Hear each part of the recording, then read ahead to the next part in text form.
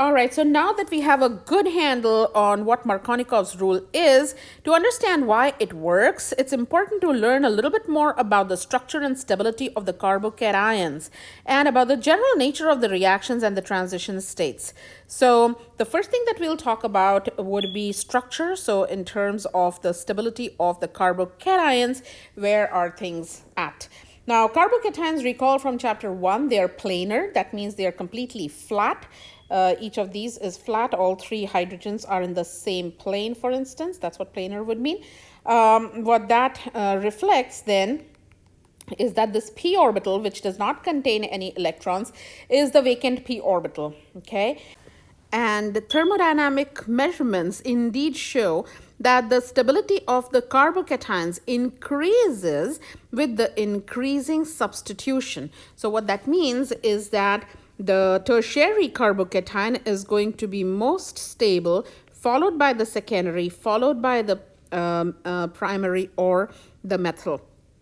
So one can say that in terms of your energy profile, if something had the capability to form a tertiary versus a primary, there will be a difference in the energy profile because the valley that you're going to see is going to be completely different as well. And that's what we are going to discuss next.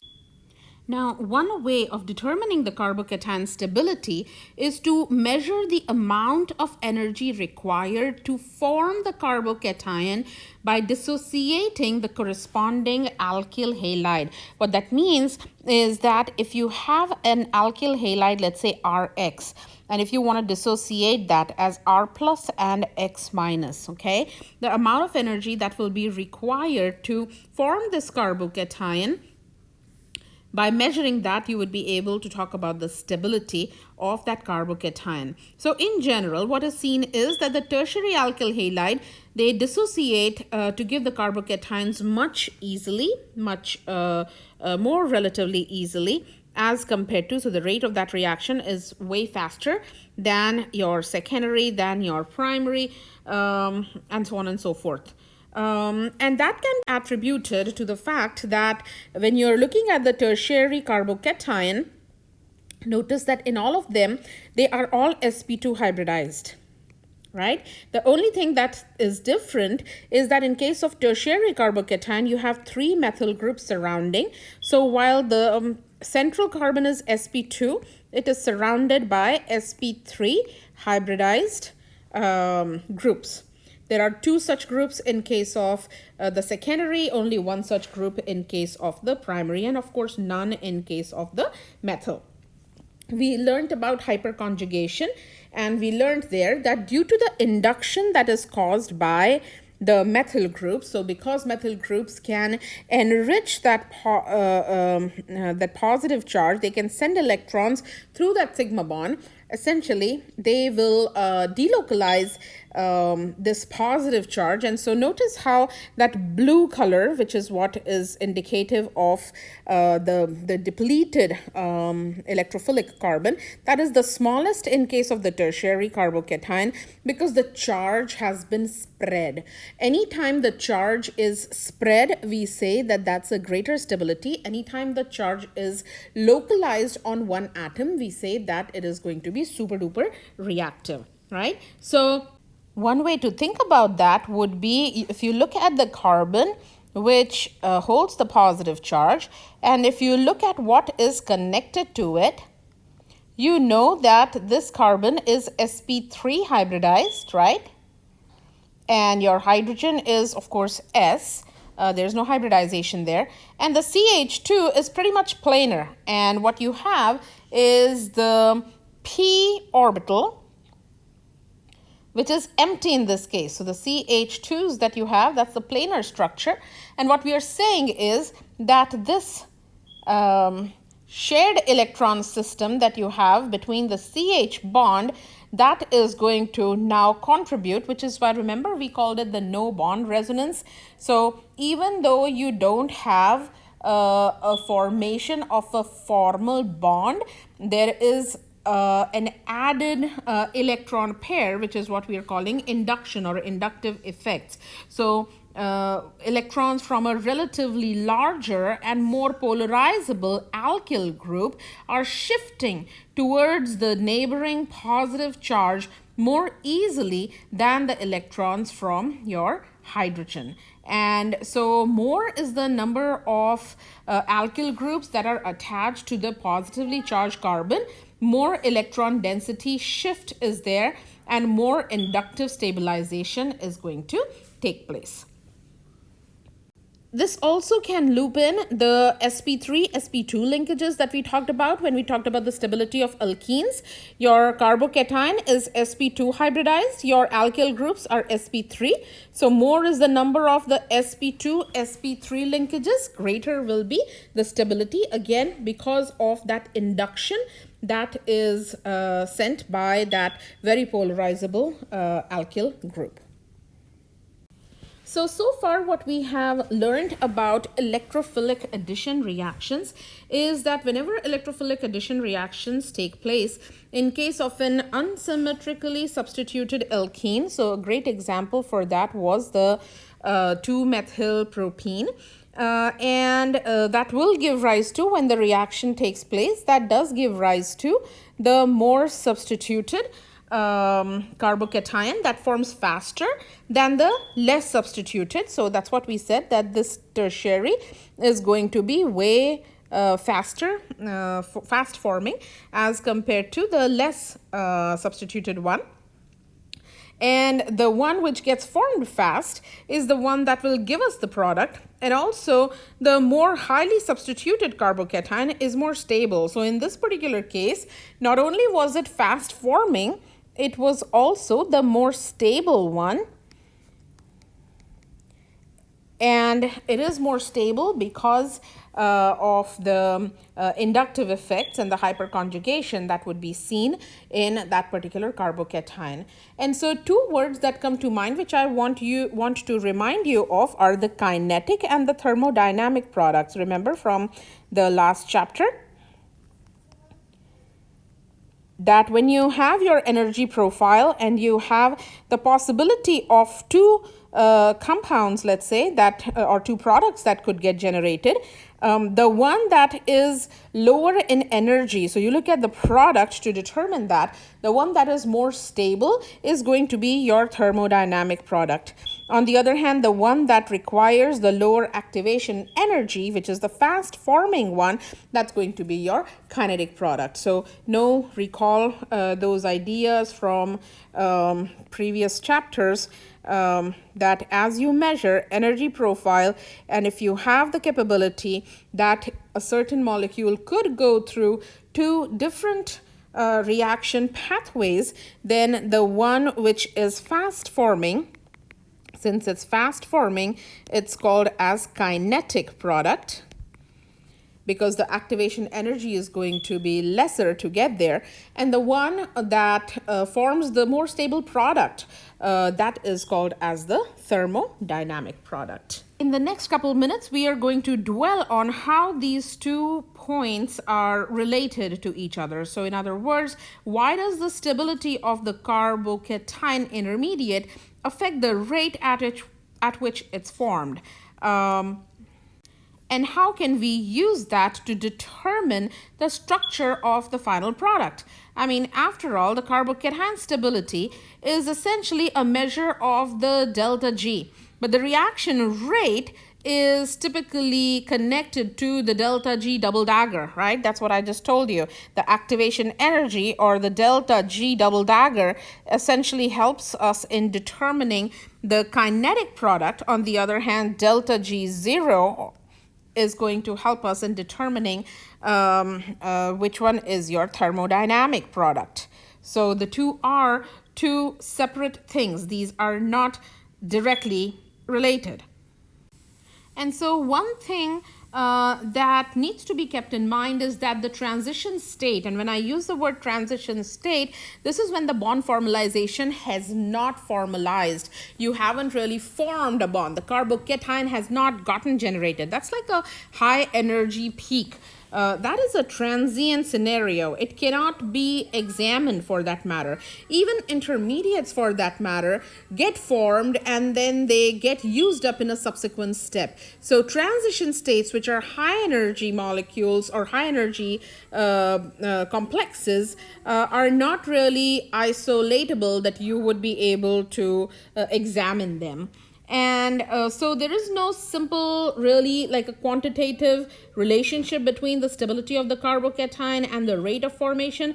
But one could definitely say that there is an intuitive relationship, and it can be said, it is generally true, that when we are comparing two similar reactions, that more stable intermediates form faster than the less stable ones. And so one can say that while the transition state is the highest energy species in the reaction step, and the structure is not stable to be well studied, but that structure is what is going to control the rate of the reaction. So we are just going to sort of predict the products in a little bit more informed manner. And those conclusions are what are postulated within the Hammond postulate. I want to show you two different reactions in this graph where energy is being plotted against the reaction progress. Notice they both stem from the same reactant. One of them is in green, the other is in red. So the one that's in green is the faster reaction. I'm calling that a faster reaction because this energy of activation is much lesser as compared to the energy of activation in the other case. And we are also calling the more stable intermediate because the energy of the intermediate itself is lower than the energy of the red intermediate, if you will. This is the natural case scenario that we were just discussing. Another case scenario could be that you are starting with the same energy, but you have two pathways, the one in green that requires less amount of energy. If you were to measure out the energy, notice this is going to be lesser as compared to the energy that is required over here. So let's call the A and the B. So I'm saying that EB is going to be less than EA, of course. And even though it will be a slow reaction, the red one, it has a higher activation energy. But notice how in this case, the intermediate is more stable. So we are basically showing you two case scenarios. In one case, you have the more stable intermediate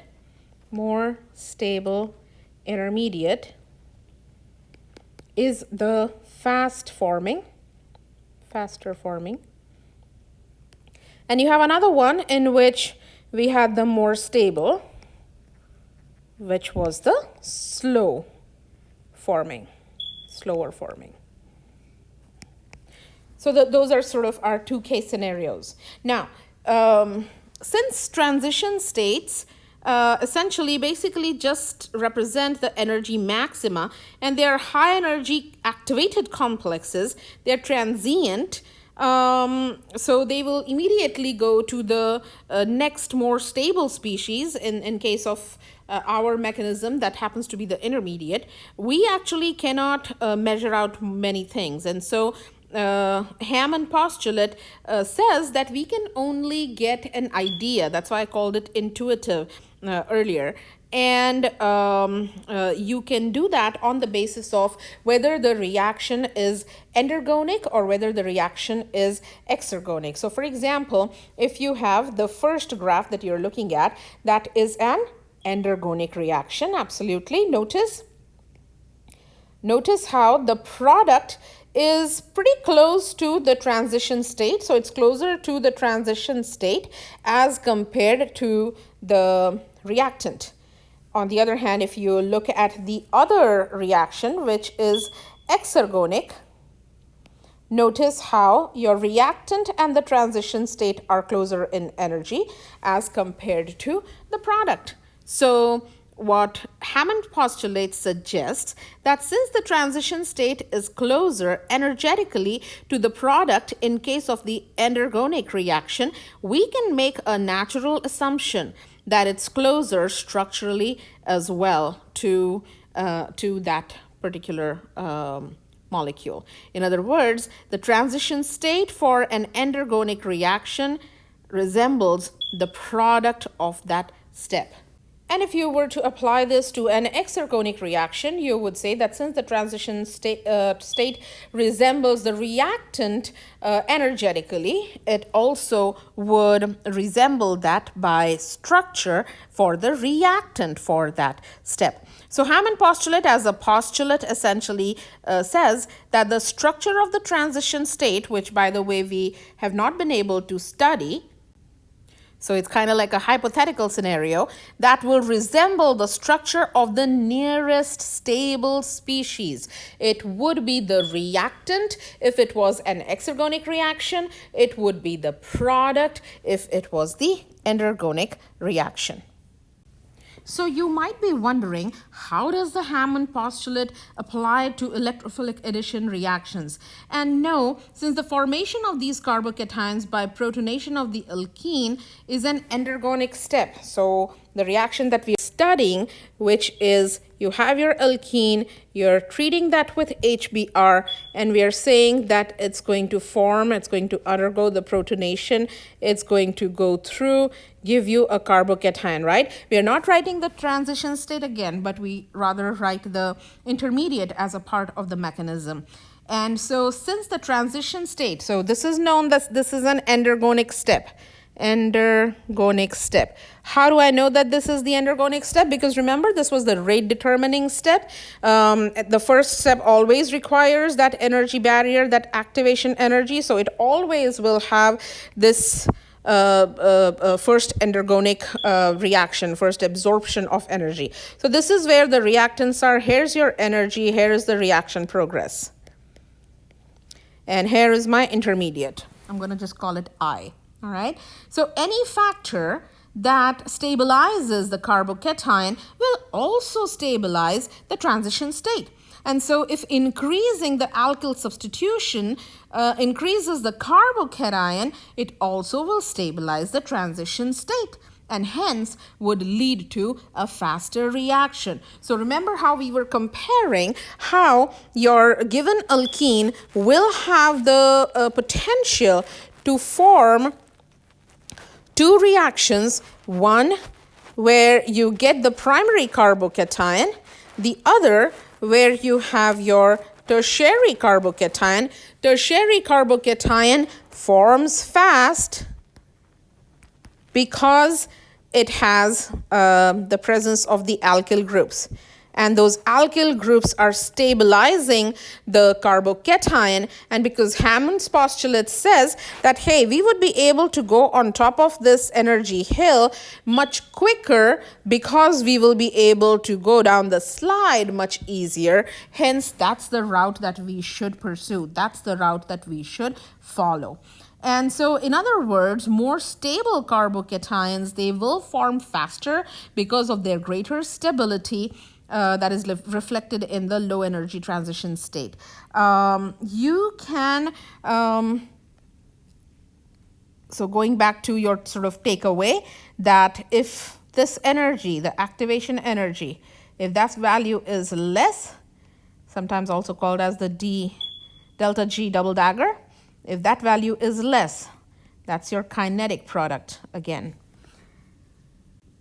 Recall the second step.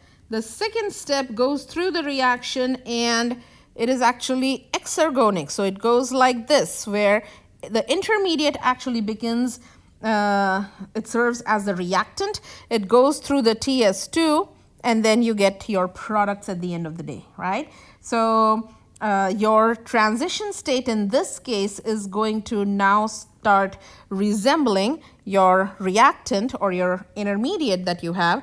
And again, since it is the tertiary carbocation, and so if you were to sort of chart out what would the product what would the two products might look like. The second one is going to be higher in energy, and you would end up with the 2-bromo 2-methyl propane, because that is coming from the fast forming low energy carbocation. So even this second transition state that needs to be achieved, that's going to be achieved faster, that's going to be lower in energy as compared to the one that you have for the primary carbocation, and that's got to do with the high energy primary carbocation. So the energy of your starting reactant is high, so automatically the energy of the transition state is also going to be high. All right,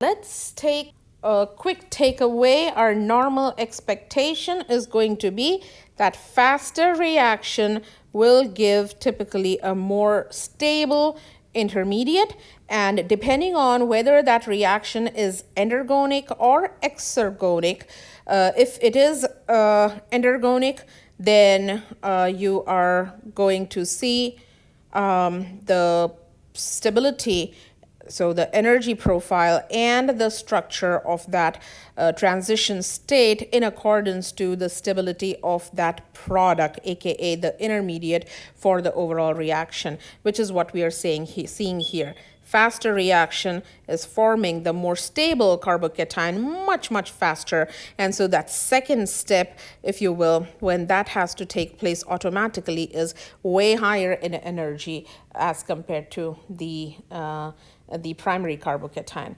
Also notice the way the two structures are drawn. Because you have the red reaction, which is the slower reaction, it seems a little bit shifted, right? And so that will be the slower reaction. So in terms of your reaction time, notice that that x-axis is going to read slower, a lesser number as well. So think about those type of things too. If half of your population or 70% of your population already is in the more stable carbocation, not only is it favored energetically, it is also favored in terms of time. So it's going to get formed and it's going to get used up for the second step immediately.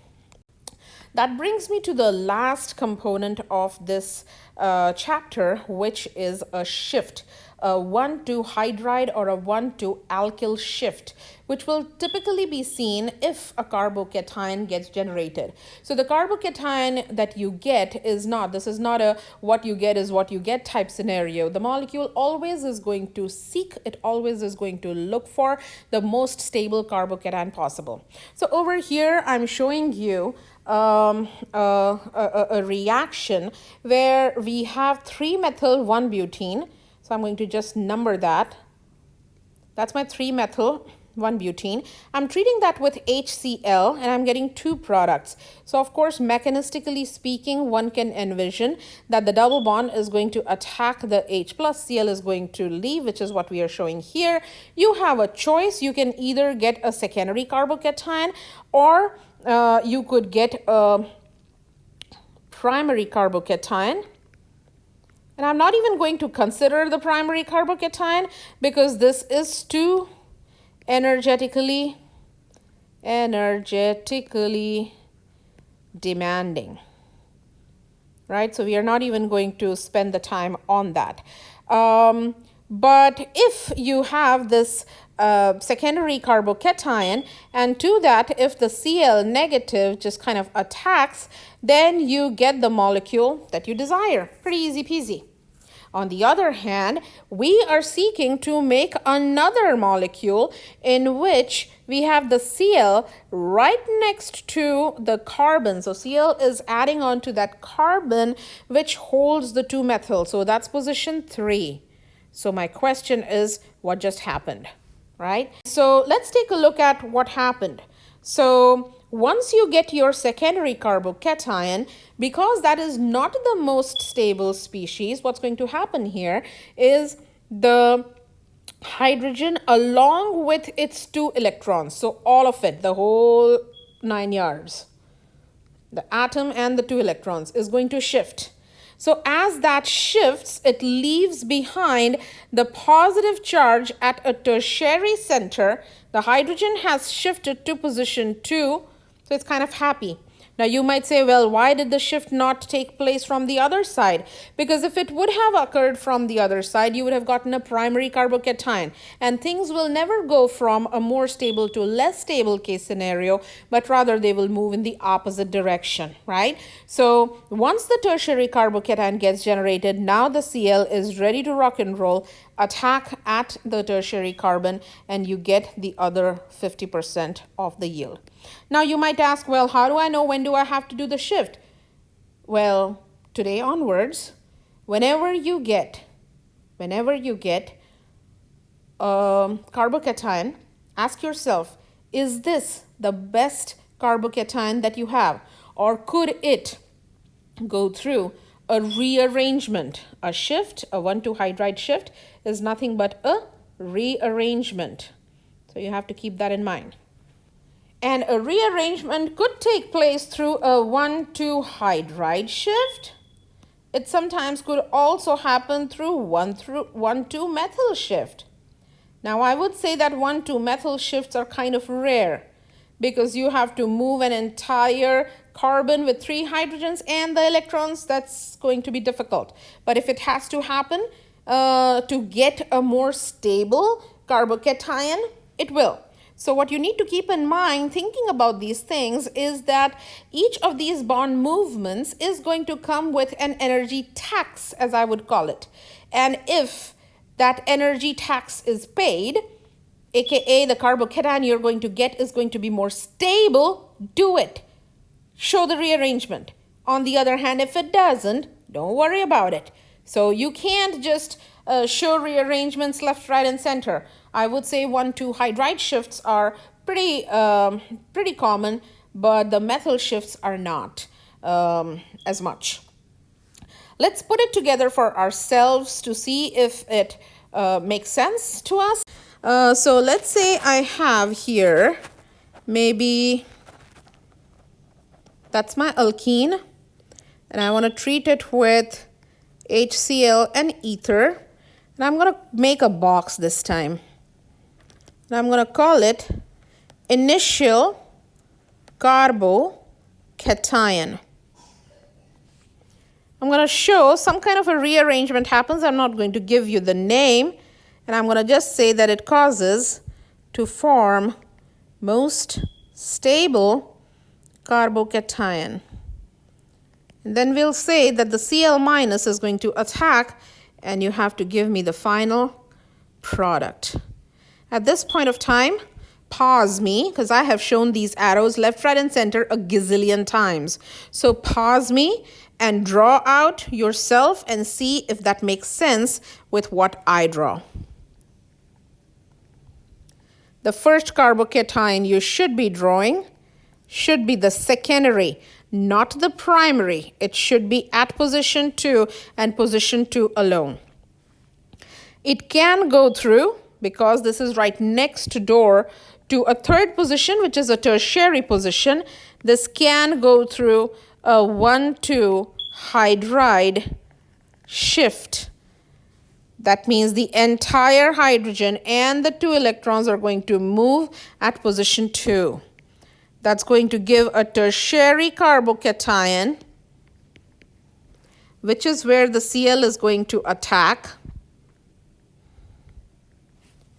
And that's your product. So if you got what you got, that's full points. My hope is that you did.